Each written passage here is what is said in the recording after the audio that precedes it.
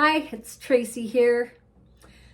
I want to talk today about our decision. In the past video, we talked about where we're going to live in our 60s after retirement.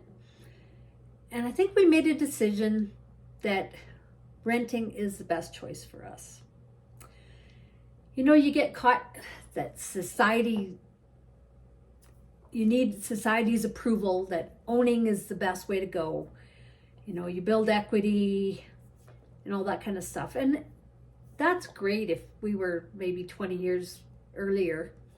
So like I said in the prior video, we do have property in a small town and we are going to put it up for sale. And that will be one less headache of having to worry about renters, even though we've had wonderful renters for the past 5 years. And you know, things just go up in price.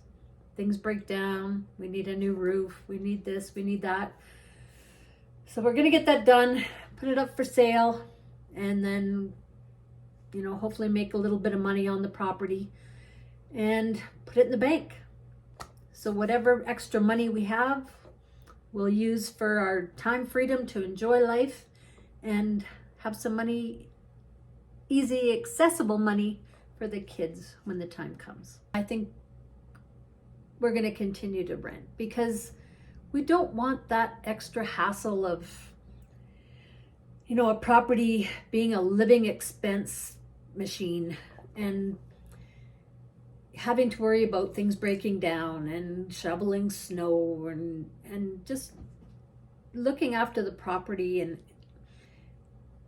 it really is a time-consuming project. And will we really build enough equity before we pass to leave it to the kids? And are the kids even going to want it at that age, at that time?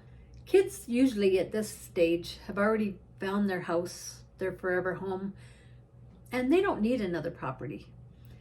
And you really want to leave them with being stuck with all the taxes and the issues, maybe stuck in probate until it sells and trying to sell, and that's kind of a little extra hassle for the kids. You know, you want to leave them a legacy, but I think it's kind of a pain in the butt legacy, if you ask me.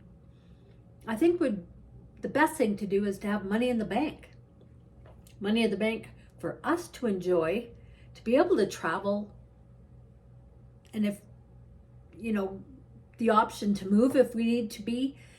So many times you buy a house and a new neighbor moves in and they're just not great neighbors. And you just can't just pick up and sell just that easy just because you don't like your neighbor or the neighborhood's changed and, you know, they put a big highway beside you or something.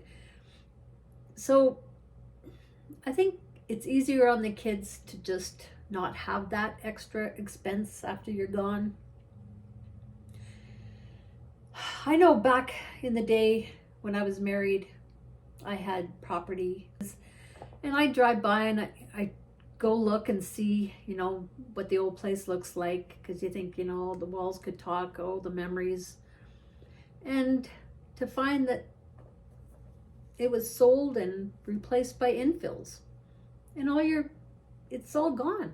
You know, you looked after the yard, you made beautiful flower beds, you made it your own and made it look so beautiful. Just to turn around and sell it, and somebody that buys it just doesn't care and they just tear it down because they can put 2 properties on it instead of 1. The memories mean nothing to them. And that happened with my parents. They had a place west of town here, and it was replaced by a big stony trail. So memories are in your brain, they're in your mind, they're not in the walls.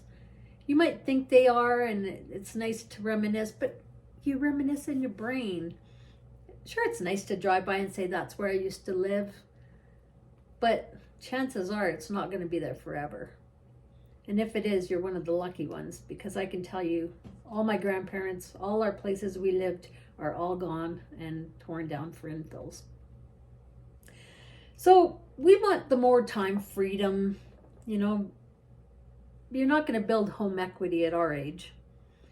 So you're putting out the same amount of money per month.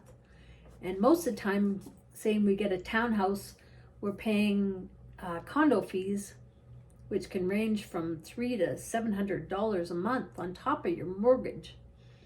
So that's really leaving you cash strapped and house poor in my eyes. And I really wanted to have a place where I could maybe have a little garden, or just, I don't know, a place of my own. But I just think now that it's really not feasible and it's not in the cards.